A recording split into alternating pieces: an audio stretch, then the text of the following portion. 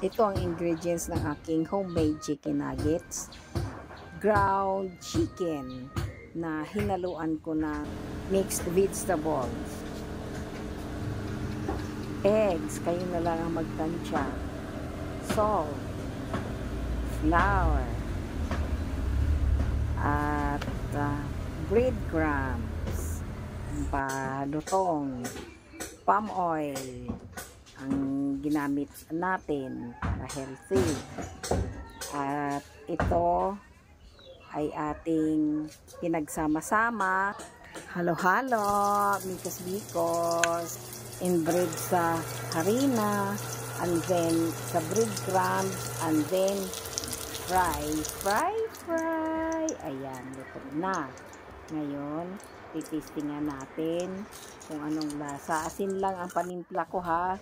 At ayan, kumakain na ang ating bata at may comments siya dyan. Masa. Okay.